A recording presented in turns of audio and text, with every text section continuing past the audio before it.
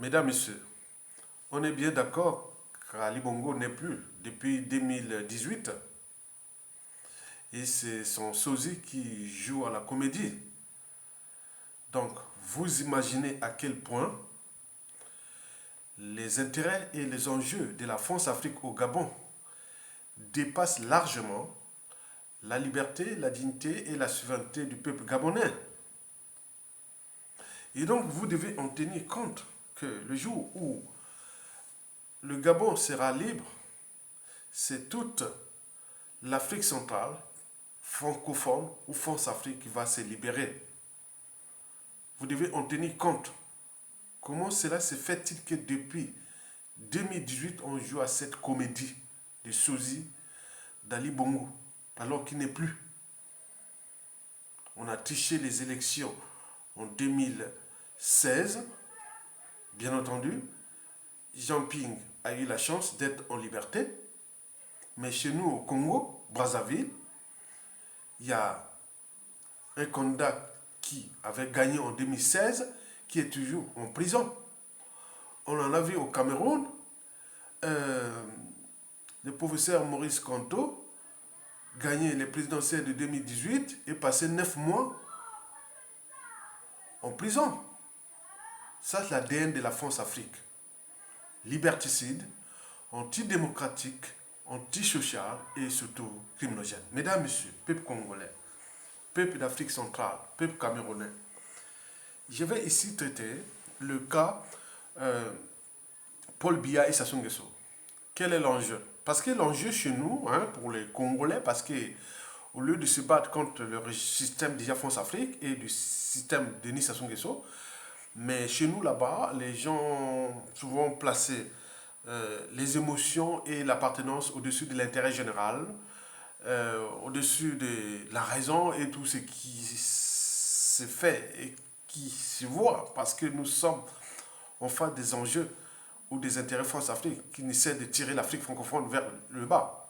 Et pour combien de temps encore? Mesdames, Messieurs, peuple congolais. Donc, l'enjeu de cette vidéo est de sensibiliser, de conscientiser et de mobiliser les bonnes volontés et les talents du Congo, du Cameroun et d'Afrique centrale et de l'Afrique francophone aux enjeux France-Afrique dégage. Et donc, nous devons en tenir compte de ces éléments que je vais vous en citer. Bon, j'en ai 5 piliers qui font que Paul Biya et Denis Sassou Nguesso tiennent encore, oui, sont quelque part indéboulonnables et qui seront les derniers dictateurs à être déboulonnés d'Afrique centrale. Alors, pourquoi Denis Sassou Nguesso et Paul Biya, tous les deux ont déjà presque 80 ans de pouvoir, parce que Paul Biya va arriver à ses 40 ans de pouvoir, et Sassou Nguesso autour de 38 ans, ensemble. Donc pourquoi les deux tyrans seront les derniers à tomber d'Afrique centrale? Autrement dit, pourquoi Denis Sassou Nguesso et Paul Biya seront-ils les derniers tyrans France-Afrique en Afrique centrale à tomber? C'est pas sorcier.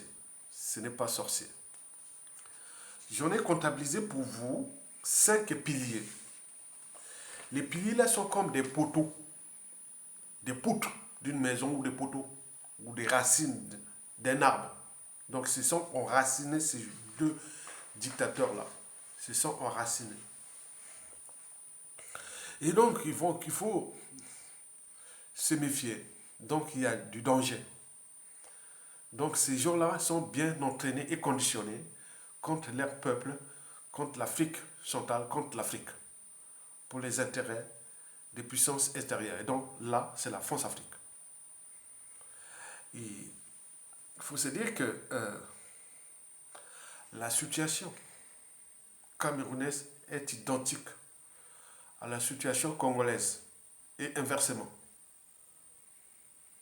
Donc cessez de jouer aux amalgames, aux polémiques et autres. Nous sommes pris dans le piège, dans l'entonnoir. dans la machine à laver France Afrique.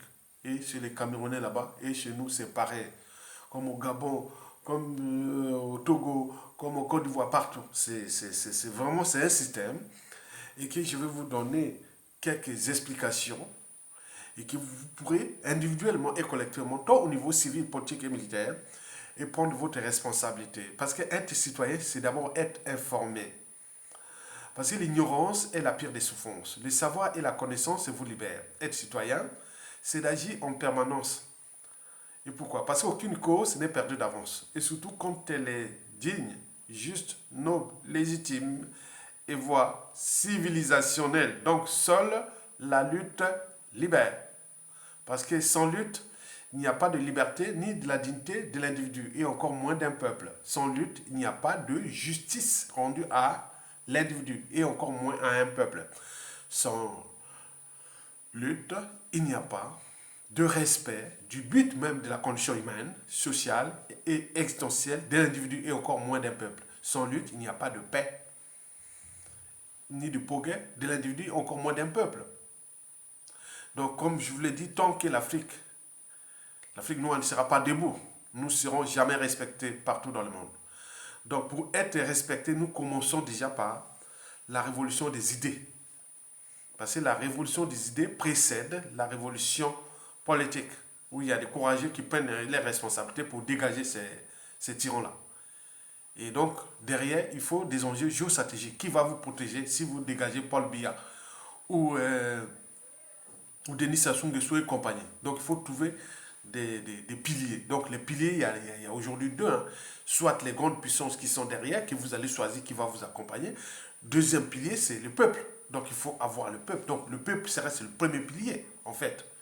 Donc, est-ce que vous avez des peuples capables de vous soutenir et aller? Donc, mais il faut le savoir que quand les idées pénètrent les masses ou le peuple, ces peuples-là deviennent puissants. Et quand ils se mettent en mouvement, plus rien ne les arrête, ils deviennent invincibles. Donc, vous devez commencer déjà par la révolution des idées, puis la révolution politique, avoir une clarification, une visibilité, ne pas être lâche, il faut être courageux et tout compagnie. La révolution sociale est déjà là parce que l'Afrique francophone est dans le trou. Parmi les pays les plus avancés d'Afrique, aucun d'Afrique francophone ne figure entre les 20 premiers pays développés d'Afrique. Il n'y a rien. Donc, surtout ça, la révolution sociale devait déjà être là, mais elle n'est pas en marche parce que, bon, ben, il y a encore ces blocages-là au niveau de la révolution des idées et la révolution politique, et surtout géostratégique. Donc, nous allons vous décrypter les 5 piliers pour lesquels Paul Biya et Denis Sassou Nguesso y tiennent encore contre le peuple camerounais et congolais. Vous savez que le Congo-Brazzaville et le Cameroun sont les deux piliers de la CEMAC, Communauté économique et monétaire d'Afrique centrale. Le Cameroun est la première économie de la zone CEMAC et nous, le Congo-Brazzaville, la deuxième économie. Donc, vous imaginez les enjeux. Et donc, je vais vous décrire le premier pilier qui fait que Paul Biya et Denis Sassou Nguesso sont indéboulonnables. Peut-être qu'ils seront les derniers. Et ça sera difficile. Donc, vous devez en tenir compte. Le premier pilier est France-Afrique, bien entendu. Bon, Paul Biya et Denis Sassou Nguesso, ce sont ce qu'on appelle les pièces maîtresses de la France-Afrique. Dans une machine, quand vous avez une pièce maîtresse, il faut vraiment il faut bien l'entretenir. Parce que si vous perdez cette pièce maîtresse, c'est comme une machine, elle ne marche plus. C'est comme un corps sans âme, ni conscience. C'est comme un bateau sans capitaine. C'est comme un ordinateur sans programme. Et voilà. Donc, la France-Afrique, il tient à Paul Biya et Denis Sassou Nguesso parce que ce sont deux pièces maîtresses, deux piliers encore en activité pour les intérêts géostratégiques et économiques et militaires de la France en Afrique centrale. Et donc, ils vont en tenir compte de ça. Mais le problème, c'est que Paul Biya et Denis Sassou Nguesso ont les sangs des Camerounais et des Congolais dans leurs mains. Oui, ils ont tué, hein. Ils ont tué. Paul Biya, pour son pouvoir, il a tué, hein. Et Denis Sassou Nguesso, pareil. Or, les crimes contre l'humanité sont imprescriptibles. Les crimes contre l'humanité sont imprescriptibles. Donc, ça va durer aussi longtemps. Or, si Paul Biya et Sassou Nguesso tombaient, la France risque d'être rappelée au niveau des conseils ou des Nations Unies pour des résolutions qui seront mises en place pour des problèmes de crimes, de sang qu'ils ont commis. Sassou Nguesso, il a commis des crimes majoritairement dans le sud du Congo, mais Paul Biya a commis vraiment dans l'ouest du Cameroun, au sud c'est les Bassa, les tout ça. Donc ça porte l'ADN, c'est l'ADN de la France-Afrique, donc ils ont du sang du Congo. Donc, statistiquement, il faut se dire que Paul Biya a beaucoup à craindre, ou Sassou Nguesso et Paul Biya ont beaucoup à craindre de la chute de leur régime parce qu'ils portent ces crimes-là. Et la France, pareil. Parce que retenez bien que à chaque fois que la France a placé Sassou Nguesso ou Paul Biya, il y a eu des sons. Ils portent des sons ah non, c'est sûr. Hein. Le capital d'essai de Sassou Nguesso avoisine 1 million de morts. Moi, je pense que Paul Biya, c'est pareil. Vous imaginez. Et donc, il faut en tenir compte, c'est un dossier, ce dossier est sensible. Et donc, on va parler encore, ajouter donc, mais ça va revenir. Or, là, la France-Afrique, si Sassou Nguesso tombe, ou Paul Biya tombe, il risque de, au Cameroun, comme au Congo, ce pays-là risque d'être aux mains des anciennes victimes. Par exemple, au Cameroun, bon, on a un père des Bamileke, avec les alliés du sud, que ce soit les Bassa et autres, comprenez. Au Congo, Brazzaville, c'est le sud, les Congo.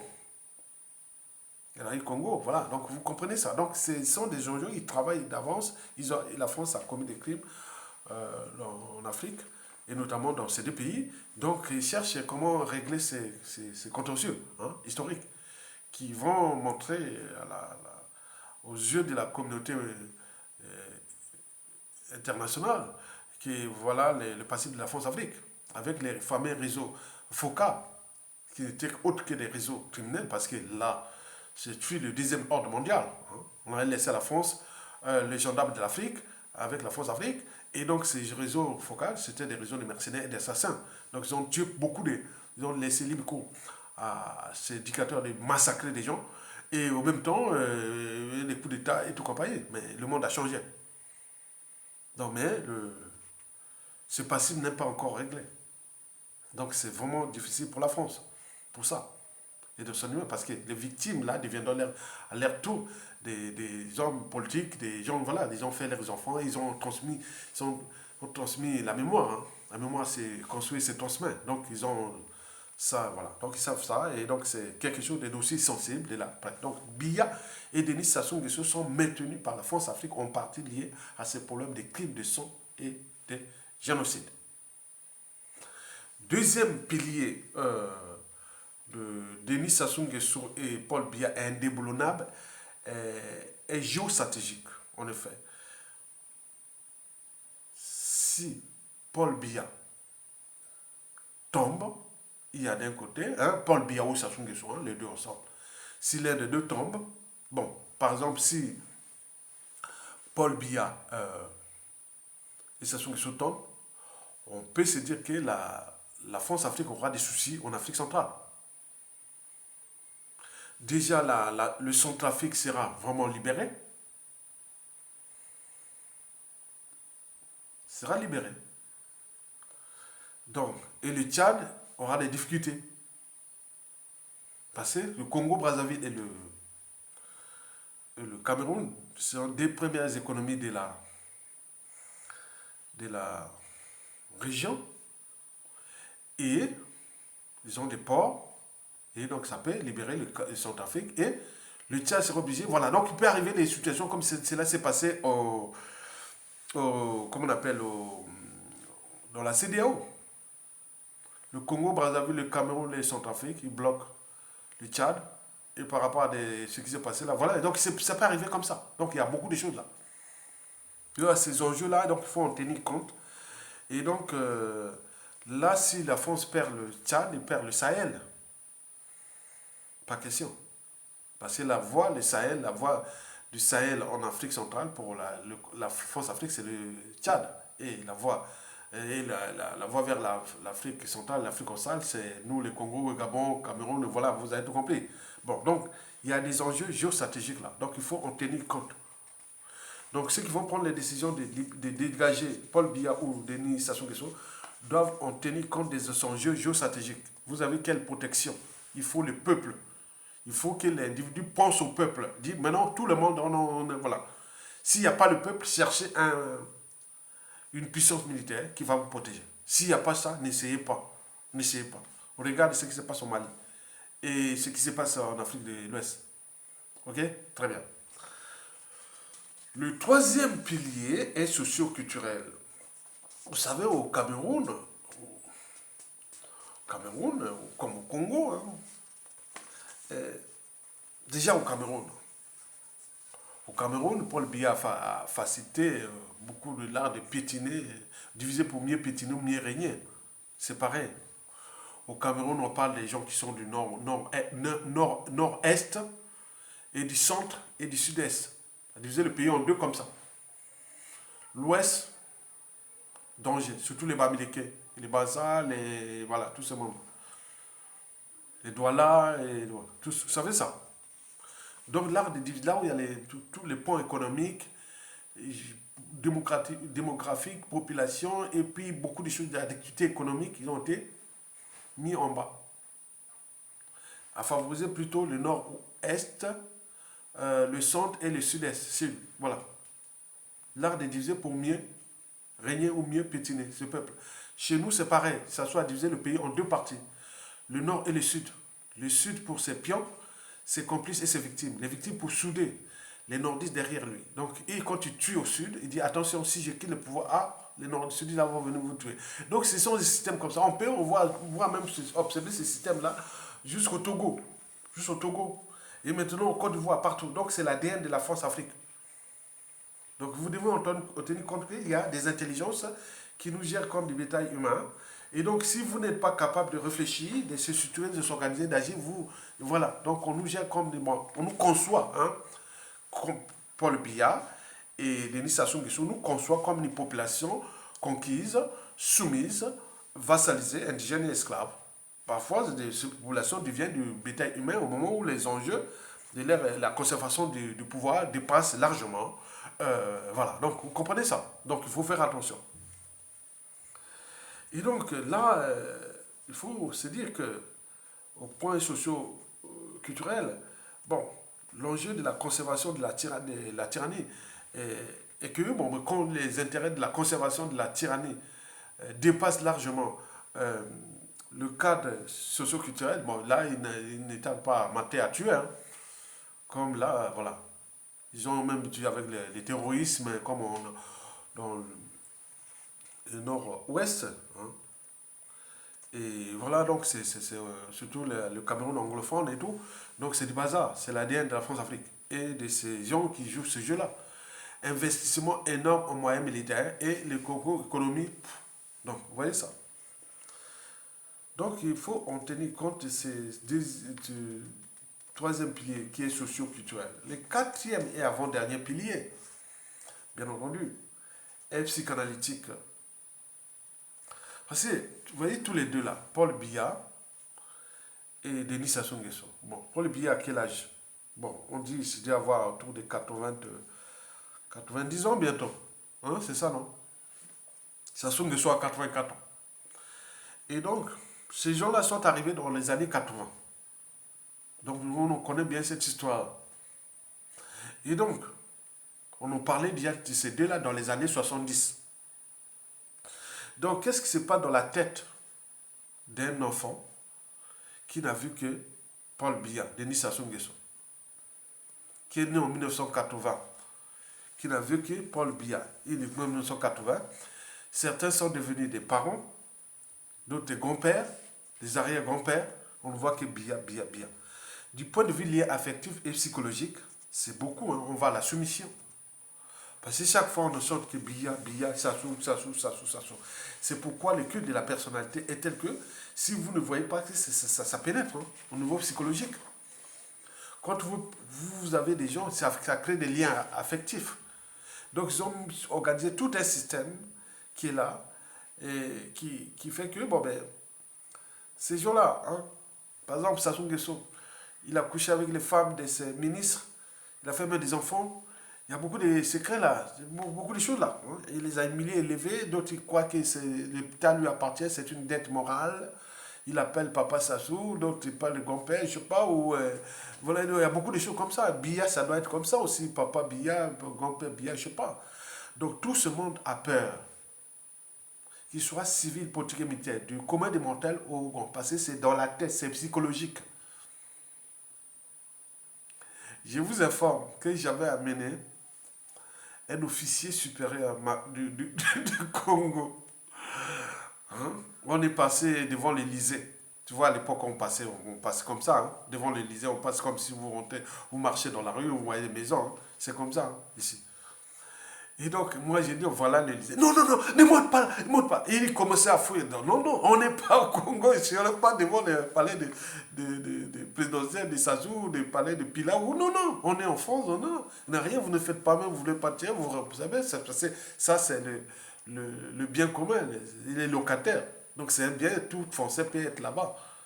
Donc, vous, on a confisqué là-bas. Non, non, non, viens. Viens, viens, voilà, voilà. Après, je suis allé vers la femme, il y avait deux femmes, les policiers là, qui étaient devant l'entrée principale de l'Élysée. J'ai dit, oui, lui, il est resté, attends, officier. Et je lui ai dit, bonjour madame, bonjour, ça va, oui, oui, ça va. Voilà. Bon, c'est bon. Je disais, c'est bon ça, mais bon. Oui, bon, ils ont commencé à mettre les poteaux là-bas, puis ça, ben, non, c'est pour la sécurité, voilà. Ils ont parlé normalement comme civilisé, quoi. Mais dans leur tête, c'est ça. Sassou, ils ont peur de Sassou. Parce que les émotions, et l'appartenance et autres sont au-dessus de la raison, de douter, de se structurer, de s'organiser, d'agir. La raison de désobéir à Sassou Nguesso, parce qu'en désobéissant à Sassou Nguesso, vous arrachez votre part de liberté. En désobéissant à Paul Biya, vous arrachez votre part de liberté. Mais quand on résiste à Sassou Nguesso ou à Paul Biya, vous arrachez votre part de dignité. La dignité et la raison sont...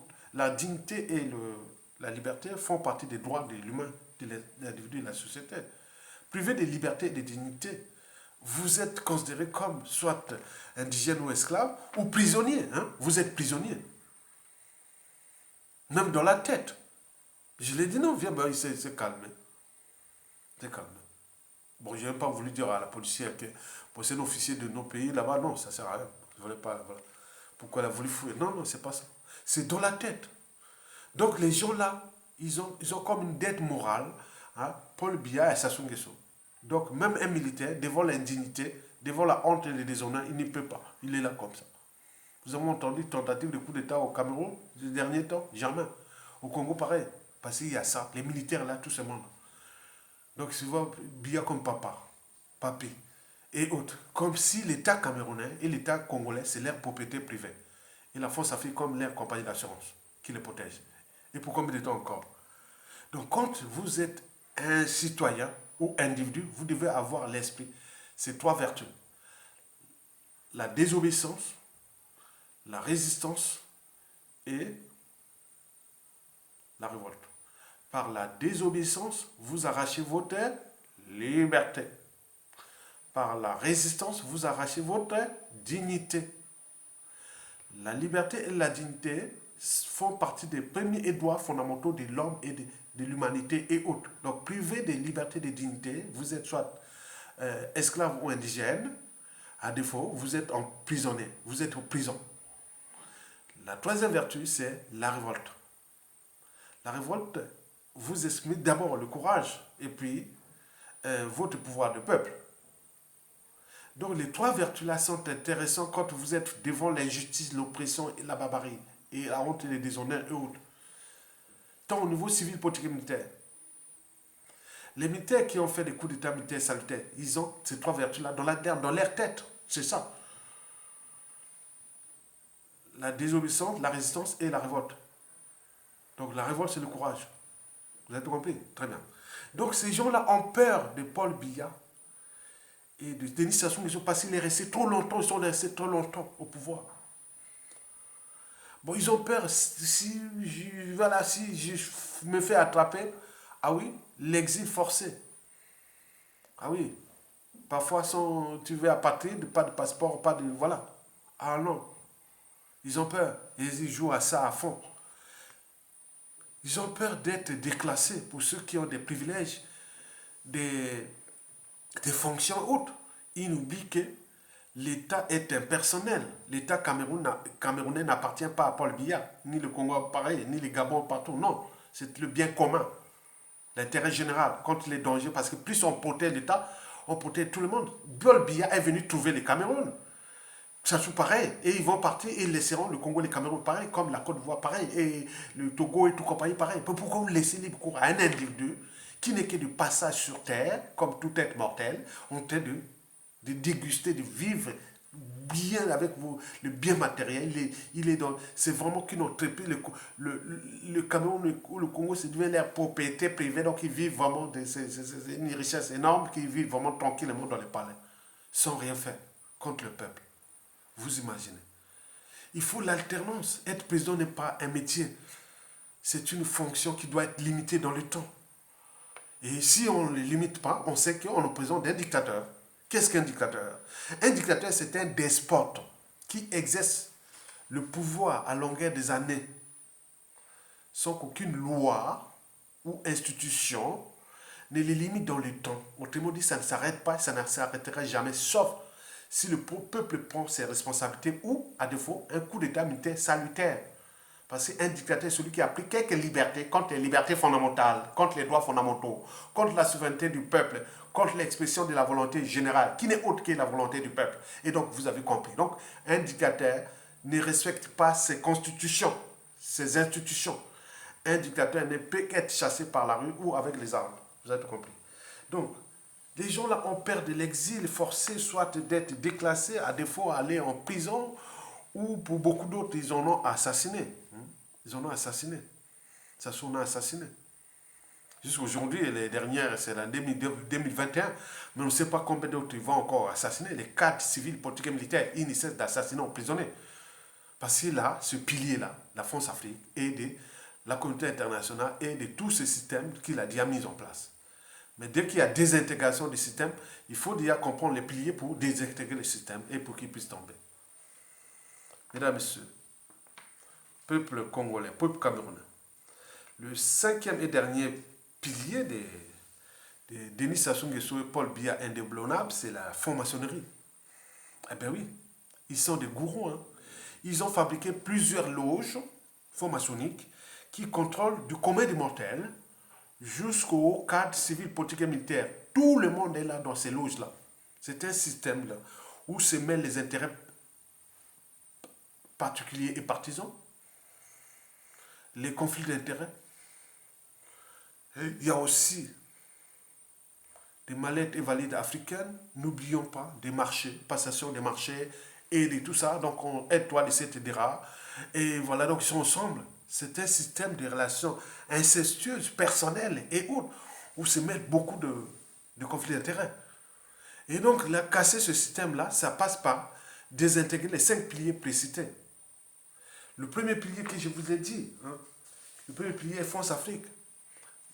Au Mali, au Guinée-Conakry, au Burkina et maintenant au Niger, ils ont pris les responsabilités. Parce que ces militaires-là ont dans leur tête 3 vertus. La désobéissance, la résistance et la révolte militaire, c'est-à-dire sont courageux. Donc c'est ça. Donc vous devez avoir ça dans la tête. Le premier pilier. Deuxième pilier que vous devez mettre en place, c'est le pilier géostratégique. Vous le savez très bien que vous devez en tenir compte que si les jours où le Cameroun et le Congo-Brazzaville se libèrent, toute l'Afrique centrale va se libérer. Le Gabon va tomber. Et inversement. Mais or, ils ne veulent pas, donc il faut aller vers la France-Afrique aussi, dire, bon, voulez avancer ou pas. Parce que le vent est là. L'Afrique a changé. Nous sommes partis du premier ordre mondial, de la conférence de Berlin. Après, l'effet est remplacé par le deuxième ordre mondial, des années 45 après la Seconde Guerre mondiale. Et ce deuxième ordre mondial fut désintégré à la fin de la guerre froide en 1989. Donc nous sommes aujourd'hui sur un monde multipolaire, interdépendant et autres. Mais comment jouer encore? C'est avec les cahiers de charges des années, des années coloniales ou France-Afrique du passé autre. Donc ce n'est plus, il n'y a plus de son puisque les Africains sont plus. Tout a changé. Tout a changé. Dans leur tête, ils ne pensent plus à venir taper, dire voilà. Non, l'aide au développement, point. Non, non, non, ce n'est plus ça. Mesdames, Messieurs. Donc, il faut en tenir compte que le cinquième et dernier pilier est très important parce que les gens ont construit des relations personnelles comme si les pays-là étaient la propriété privée. Vous voyez qu'ils sont là comme ça. Mais non, ils ne savent pas que l'Afrique a changé depuis 1992. Et avec la montée d'Internet, des médias panafricanistes, de la culture globale et de l'éveil de l'Afrique, mais ils jouent leur dernière carte. Ils sont perdus. Ils ne seront pas recyclés. Et le vent qui souffle va certainement les broyer. Et ici, même en France, la France-Afrique commence à comprendre que vraiment les temps ont changé. J'en ai des informations et beaucoup commencent à comprendre qu'ils peuvent maintenant anticiper. Voilà, parce que là, ils ont voulu tenir, résister en Afrique de l'Ouest, mais les dossiers qui sont de la France-Afrique, demain qui vont sortir comme ça dans les médias réseaux sociaux, l'histoire de la France-Afrique, ça va souiller l'image de la France, de l'Afrique, de la France-Afrique et tout compagnie. Donc c'est dangereux. Vous voyez ce qui s'est passé par exemple au Mali, où Jean-Yves Le Drian ne cesse de cogner sur la transition au Mali. Alors qu'au Congo-Brazzaville, après avoir tué plus de 30 000 personnes, on avait taillé une transition fixée de 5 ans, 97 à 2002. Il a triché les élections en 2016, puis en 2021, en emprisonnant un président élu, plus en assassinant un candidat qui devait gagner en 2021, Guy Brice Parfait Kolela. Et Jean-Marie Michel Mokoko coupé en prison. Et on continue à massacrer. Et là, on n'en parle pas. On est là en train de s'acharner sur un coup d'État qui n'a pas eu mort d'homme ni chasse à l'homme. Non. Donc le peuple a. Voilà. Donc rien du tout. Vous avez vu, la diplomatie malienne a fait sortir le dossier de Jean-Yves Le Drian et son fils. Ils sont mêlés avec les réseaux de Bernard Souassini, qui nous avions le procès aussi, et beaucoup de choses voilà, qu'on a au cœur de la France-Afrique. Et pour combien de temps que cette France-Afrique qui, aujourd'hui, à l'échelon de l'Union européenne, beaucoup de pays d'Europe ici, et nous peut-être dit non, non, la France va nous amener dans un piège en Afrique. Voilà, donc c'est pas bon. Donc il y a quelque chose qui se dessine. Donc elle doit anticiper. Elle doit anticiper. Si la France n'anticipe pas, elle va perdre grave. Parce que j'avais réformulé la pensée de Aimé Césaire qui disait que le malheur de l'Afrique, c'est d'avoir rencontré la France. Et j'avais alors reformulé sa pensée. Que le malheur à venir de la France, c'est d'avoir entretenu la France-Afrique. Là, on est en train de dégager les bases militaires. Après viendra les CFA. Après viendra maintenant qu'il y aura quel pilier. Le marché des matières premières, ça sera une compétition entre grandes puissances. Hein. Mais elle n'aura plus de bases militaires. Qu'est-ce qu'il va faire comme là? Va maintenir ses pions et ses pièces maintenant. Il n'y aura plus rien. Donc, le processus est en cours. Donc il y a des stratèges africains qui travaillent dans différents pays pour dégager la France-Afrique, pour que l'Afrique francophone se développe enfin. On ne peut pas être bloqué pendant 60 ans. Non, ce n'est pas possible. Donc le processus est en cours. Mesdames, Messieurs, peuple congolais, peuple camerounais, je voulais seulement vous faire passer ce message ce matin. Et donc vous devez en tenir compte des enjeux géostratégiques. Et de ces enjeux géostratégiques, vous comptez beaucoup pour que les dictateurs, la France-Afrique, à l'échelle de l'Afrique francophone, dégagent. Mais comme nous avions des peuples qui sont déjà été, les peuples qui ont été déjà piétinés, fracassés, divisés et autres, parce que nous, quand même, au Cameroun, il y a combien de tribus? Il doit y avoir 400 tribus, à peu près. Mais nous aussi, au Congo, il y a combien? 60 tribus. Et au Gabon, Il doit avoir autour de 48 tribus à peu près. Bon, vous voyez, tout ça, les problèmes, les tribus là font mal à l'Afrique. Donc nous devons aller pour le peuple parce que regardez ce qui se passe au Mali. Parce qu'ils ont certes l'islam, mais ils sont allés au-dessus des tribus. Et donc on voit bien ce que ça donnait. Donc nous devons aller au-dessus des tribus, l'appartenance. Elle nuit gravement à l'évolution du continent noir et surtout à notre échelle pour dégager ces monstres. Donc nos intérêts se dépassent les problèmes du tribalisme. Ils peuvent faire les tribalismes au niveau des privilèges là-bas, mais quand ça va tomber, le premier qui vient et dit, nous sommes là pour l'intérêt général, nous sommes là pour le vivre ensemble, nous sommes là pour l'idéal de l'unité nationale qui doit se construire, parce que l'idée de demain, c'est comment, ces tribalistes-là, comment faire des régions semi-autonomes. C'est-à-dire, bon, on peut parler de fédéralisme. Le fédéralisme en Afrique aussi, on peut mettre les gens pour venir fracasser ces fédéralistes-là qu'on a vu en Éthiopie, hein, les Tigrés. On a voulu, voilà. Donc il faut, c'est compliqué, hein. Donc il faut vraiment en tenir compte de ça, comment ajuster le fédéralisme et laisser libre cours à certaines régions semi-autonomes du point de vue économique, social, culturel et développer les régions. Donc c'est l'enjeu qui va devenir pour nous, le peuple congolais, on sait déjà à la suite des actions. Mais la priorité déjà sera déjà la réconciliation. Commission vérité, réconciliation, réparation, tout ça. Et mettre ça, c'est déjà très important. Bon. Donc la France-Afrique est en difficulté et ce n'est pas à cause de nous, c'est à cause d'eux-mêmes. Donc il faut en tenir compte et surtout ne pas tomber dans le piège que les Africains sont maintenant anti-français. Non, non, non, non, non, c'est le piège. Nous sommes anti-France-Afrique, qui a consisté à tirer vers le bas l'Afrique francophone, qui a consisté à tirer vers le bas tous les cadres civils, politiques et militaires des 10 fils d'Afrique. Cette France-Afrique qui n'a cessé de provoquer de l'immigration qui arrive. Donc vous avez tout ça. Donc ce n'est pas le sentiment anti-France-Afrique, loin de là. Donc vous devez en tenir compte, raisonner et mettre une visibilité ou communiquer sur cette problématique-là. Quand tu dis les Africains aujourd'hui anti-France Afrique, non, anti-France, anti-français, non, non, non, non, c'est pas ça, c'est pas ça, c'est pas ça. Donc il faut qu'on communique, hein, il faut communiquer là pour gagner ce combat-là contre la France Afrique. Parce qu'eux, ils vont là-bas, ils s'enrichissent, hein, ils viennent garder leur bien mal acquis, bien ceci, dans leur famille, dans leur cadre. Ce n'est pas les Français qui en bénéficient. Hein. Maintenant, quand leurs intérêts sont menacés, ils vont parler au nom des Français. Non, ce n'est pas ça. Donc il faut en tenir compte de ça, c'est dangereux. Ils jouent un jeu dangereux. Donc il faut s'affranchir de cet état de crise mentale qui consiste à polémiquer sur le... Voilà, donc vous devez arrêter là. Donc nous sommes anti-France-Afrique, on n'est pas anti-français. D'ailleurs, les Français ne sont pas anti-africains. Non, c'est ces oligarchies politico-africaines françaises que nous devons les mettre hors d'état de nuit. Ces élites corrompues africaines, nous devons les mettre hors d'état de nuit. Parce que nous, l'enjeu, c'est comment défendre et protéger à la fois la raison, deuxièmement, sa liberté, sa dignité et sa conscience. Et celle des autres aussi. C'est ce qu'on appelle l'empathie. Donc, quand vous avez tout gagné ou perdu dans la vie, il faut toujours avoir à l'esprit comment défendre et protéger à la fois la raison. Parce que si vous perdez la tête, c'est plus bon. Hein. De sa liberté, sa dignité et sa conscience. Et avoir l'esprit, toujours, l'esprit critique. Pas être d'être de mauvaise foi, ni jaloux des autres. Non, non.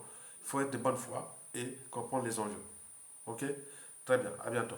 Bon vent au peuple congolais, bon vent au peuple camerounais, bon vent au peuple gabonais, bon vent à l'Afrique, bon vent à l'Afrique centrale. Et donc, je voulais seulement passer ce message et j'espère que vous avez bien retenu.